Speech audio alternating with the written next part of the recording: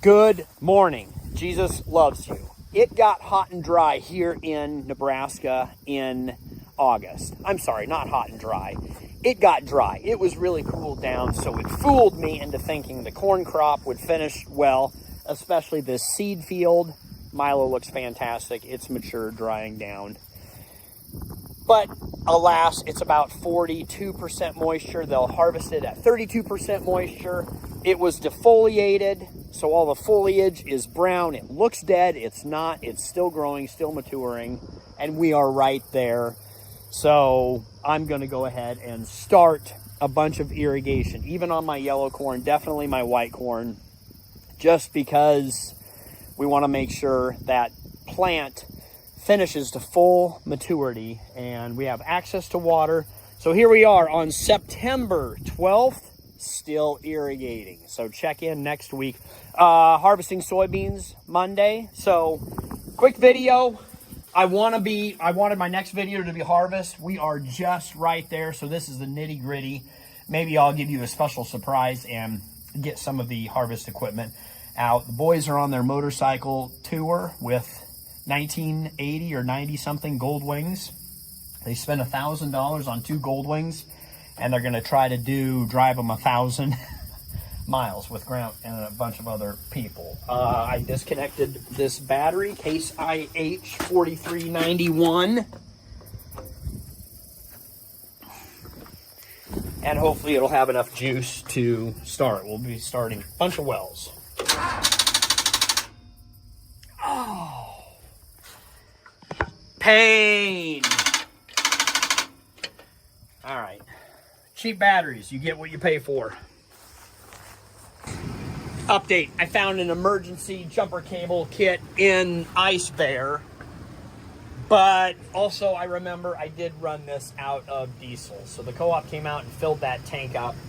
So I should probably crack this line with a tool that I don't have. I'm improvising.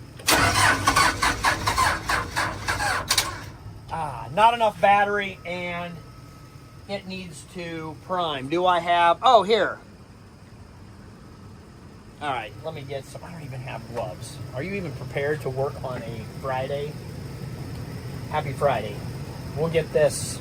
We'll go get a new battery and a tool to crack the diesel line and just get the air out of the injectors. All right. Remember, Carlson, don't run diesels out of fuel. It's hard on everything. Also, when you have a setup where they're pulling out of the top of the siphon tube. So this is the return, and I think this is the feed. Okay, that's nice and tight. Finally, after priming 1,000 pumps with the broken primer to cut your fingers off, I have, oh yeah, and I decided to crack the inlet instead of the return. Did have my multi-tool, so I am still out here improvising, adapting, and overcoming. Now it looks like we pushed out a lot of the air bubbles. We are more likely to be good to go.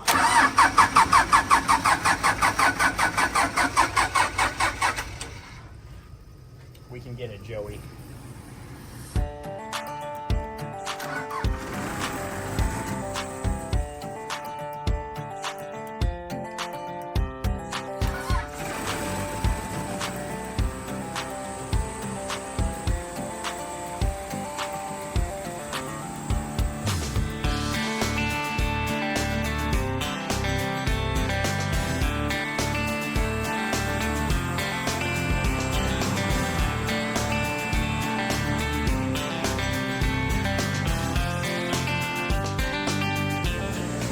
Takes time.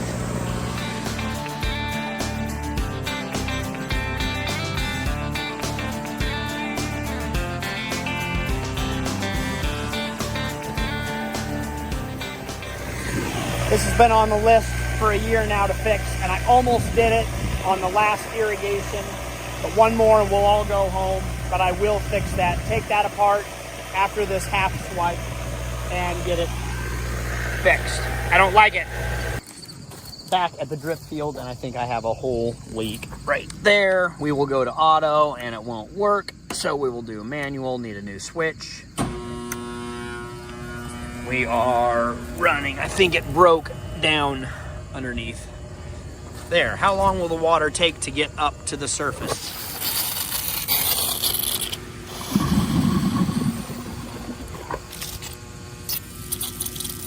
Found it. We'll run it, but we'll dig that and fix that later. Yes, this underground, good grief, watch your step. Underground drip field does have, come on, auto hasn't worked all summer. Does have 2 wells. They are submersible wells.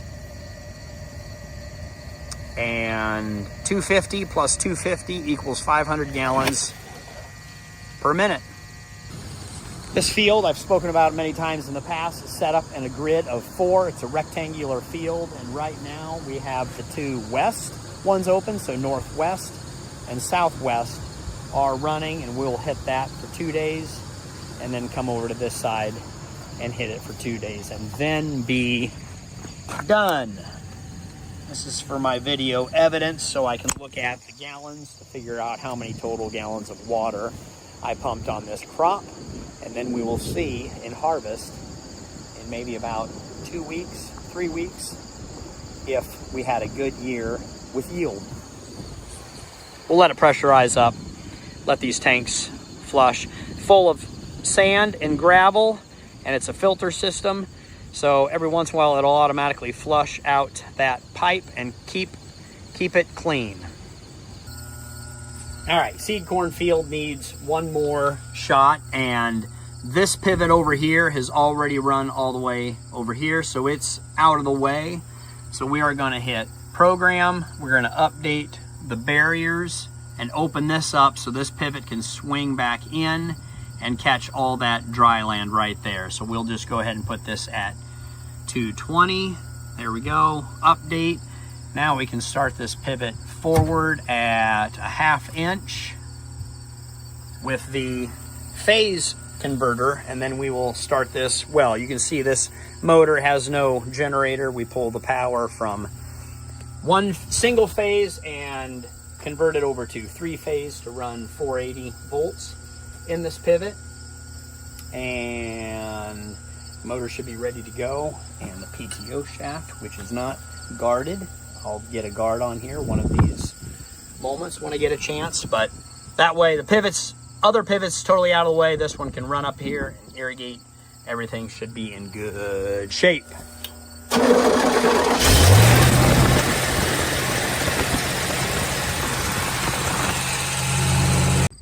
Update on my soybean field. These were 2.3 maturity soybeans planted first, so these should be the first ones to go. A little bit overcast now, but it'll be 95 degrees this afternoon.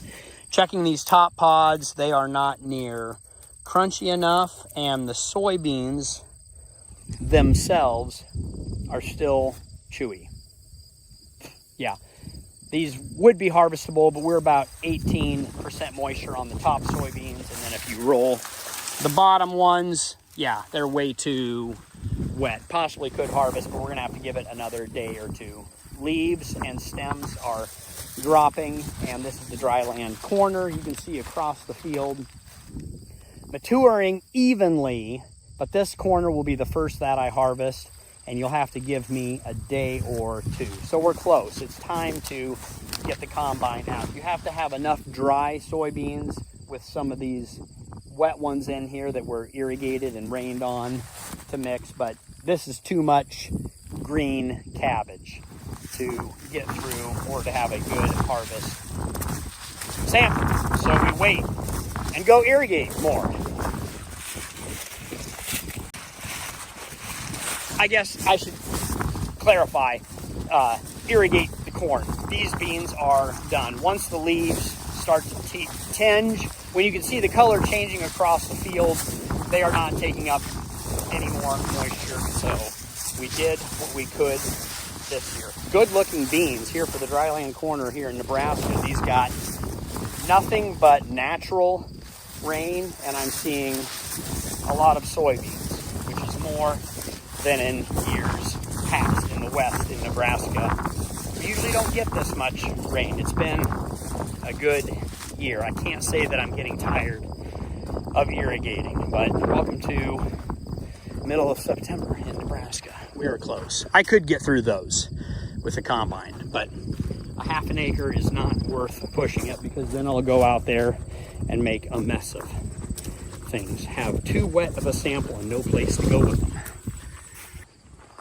Well, this is how slow things are progressing. Not even the seed pickers are going. They got this over here. Yesterday, I'm in the neighbor's field. I'll show you what a seed picker is, and I'll probably, once they're in my fields, I'll give you a more in-depth interview about the machine. I believe this is a 14-row head. We could sure count that, but this is a seed corn picker, so it picks it on the ear. It doesn't shell it. Head brings it in the machine. They have a bunch of fans and blowers to get a lot of the husks and stalks out of it, and then they conveyor it into these dump wagons where they have scales.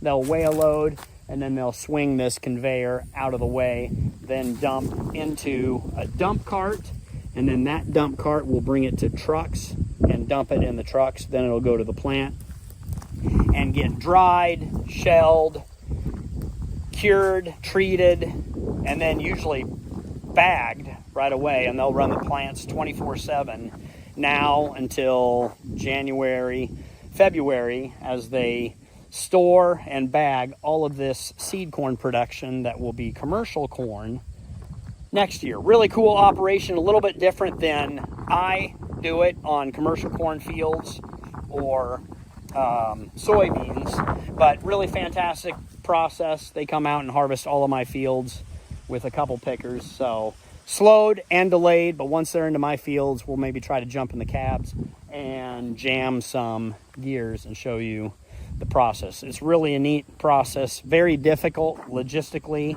with many trucks, many pickers, many wagons, but they can knock a quarter out in a couple hours. You know, they've done like 6 quarter fields, size fields in one day, so it's pretty fast and furious, fast and furious. All right, let's get to the ranch. It is a 14-row corn head, and that way in a 4-1 pattern they can harvest these blocks out. So male row, 4 females, male 4, male 4. So 1 2 3 4 5 6 7 8 9 10 11 12 13 14, so they can take 4 rows down, 3 sets of 4 rows with 1 pass. And we have different patterns out here. 4-2 patterns, that's going away, and we're coming back into 2-1 patterns to get better pollination, and that's where some of these pickers have 16-row heads, and then they can do the same thing on a wider width. Back at the ranch, and I've done a lot to this motor this year. Unseasonably malfunctions with new radiator hose. That was early on in the season. Now we have a brand new water pump installed, so now it should fire up and not leak, right? Murphy switch.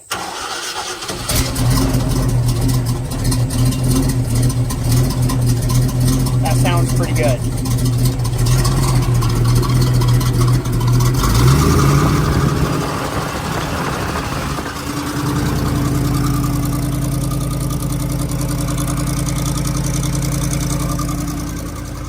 Also, I don't know what it is about this motor, but mice love to build nests inside that exhaust. It's only been 1 day, and they went right back in there.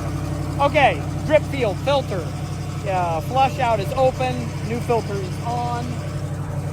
This goes to the drip field all the way up in the corner, and this should run to the pivot. So we will finish up against this one and then run it back to the north.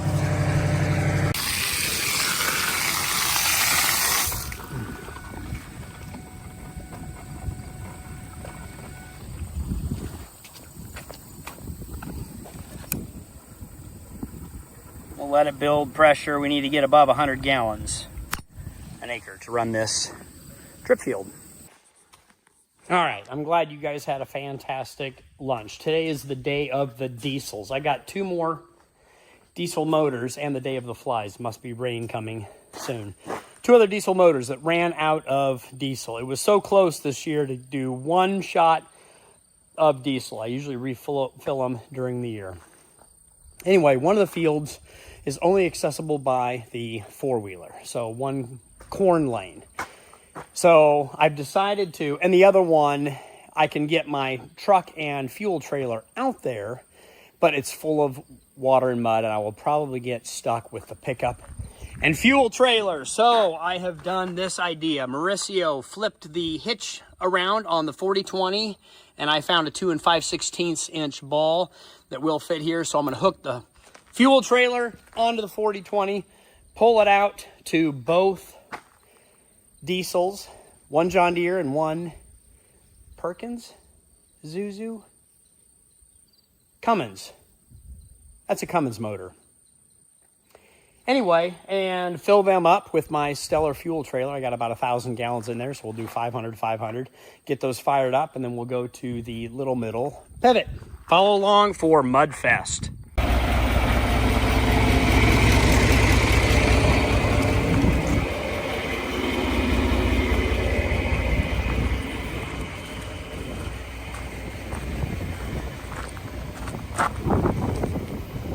We're ready to go. Hopefully it hangs on. We'll add the safety chains. Kind of a sad day to run over such beautiful corn.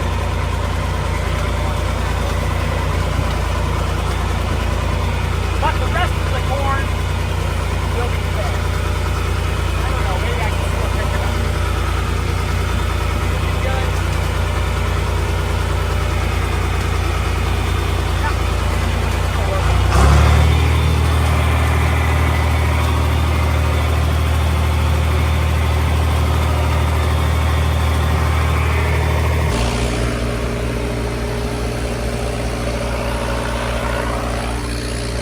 It fired right up, didn't have to prime it.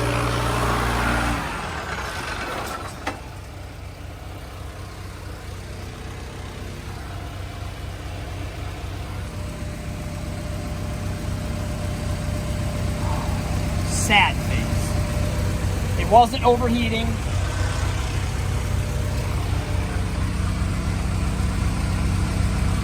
I'm gonna say low oil. We have a little bit here. We'll put that in and start it up slowly. And I only want 500 gallons in here. And this fuel trailer pumps back.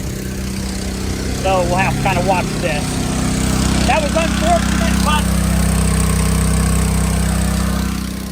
fortunate because I was standing here to take care of it. All right, well, it's not a major issue.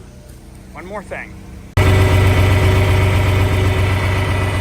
Well, it looks to me it might not be very much. Of course, it's been a couple days. Took time to go to Husker Harvest stage, so a pickup maybe would have made it out here.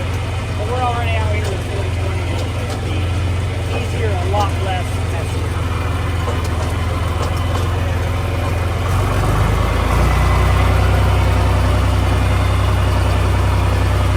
Yeah, with a little bit of speed, I probably could have ran through there.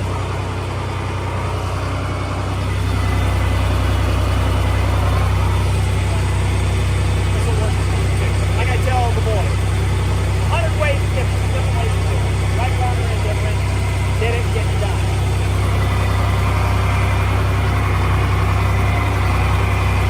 Good looking corn. And here we are again, filling the first barrel. I shut off the second barrel. And Cummins motor, I cracked it right there, and we will prime this thing 1,000 times. 1, 2, 3, 4, 5, 6, 7, 8, 9, 10, 11, 12. I'll count the times to prime to get fuel up into here. At least the battery's in good shape. I promise, guys, I primed that thing over 1,000 times, would not work. So I did a no-no, kind of a no-no. I went ahead and started up my air compressor, and I added pressure inside the tank. But I did it the right way. Cautiously, carefully, not adding too much pressure, just putting a little bit in here. And I think I finally got enough diesel primed up. I'm in the bite. Good thing I have my Camel City Mill socks on. Oh, hallelujah.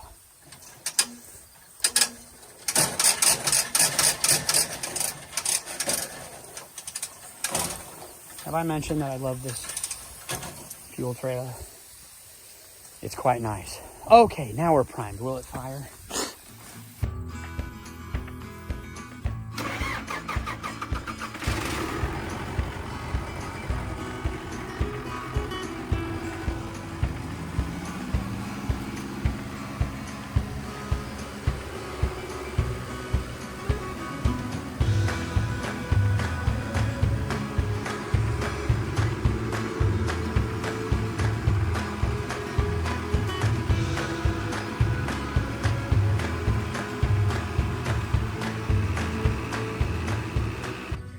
And now we get to switch over to the Can-Am four-wheeler to finish out the rest of our irrigation. Actually, we might run back up to the ranch. Saw it on my phone.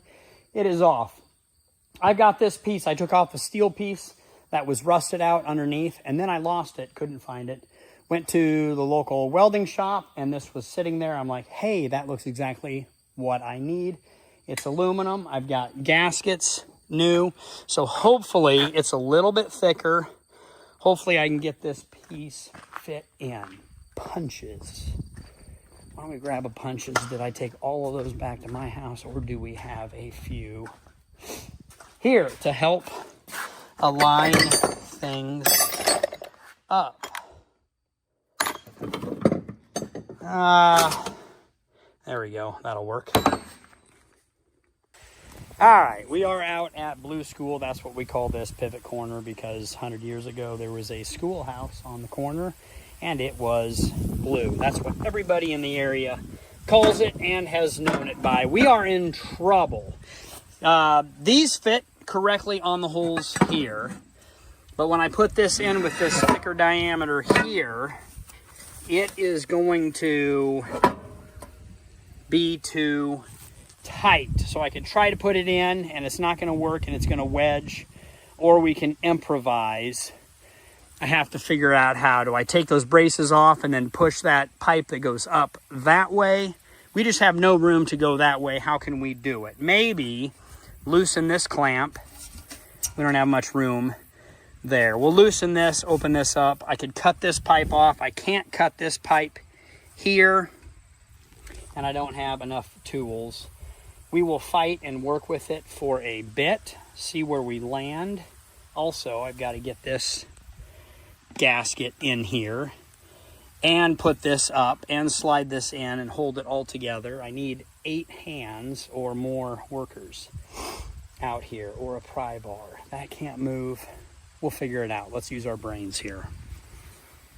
All right, that worked. I slid that back and gave me plenty of room in here. But now problem number 2, the bolts that I took out are too small and not long enough. So I think this is the moment where we stop and do the right thing and get the correct bolts. Oh, I think I have a tape measure.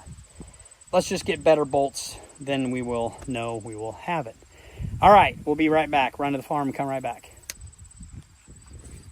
That was a close one. I am out of nuts. I found some secret spares over here, but did you count how many we need? Is it 10, 12, 8? And I measured it, but what size is it? We've got some that are long enough and some that are just there. Oh, what good is the measurement? I measured 2 inches, but was that the outside? I think this will work. That'll work. Now, can we find a washer? These are too big. Oh, here we go. We got in the other super big size. We can find a few. We'll get it. It might not be perfect, but it will be good enough for who it's for. 8 is the answer. And some of these were too long, they would work. And some of these are, one of these guys was reverse thread. You got to watch out for those tricky ones. I should throw this away, shouldn't I? So there we go. We got it. We'll tighten this all up and then put this on and then tighten that up. Should be good. We got the big gun. Well, that took a little too long, so I'm happy with it. It's not perfect. I can't get that one on, but it will hold. That'll hold. So we made it. It's a little bit better than it was before.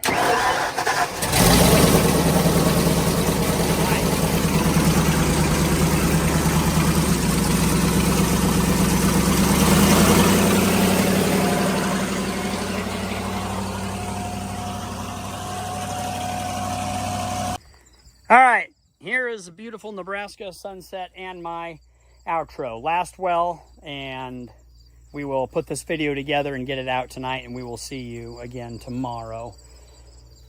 Not sure why this well shut off. It had plenty of oil. I don't think it overheated. I hope the pivot is not stuck or flat tire. We haven't had any of those all season long. We'll give it a shot.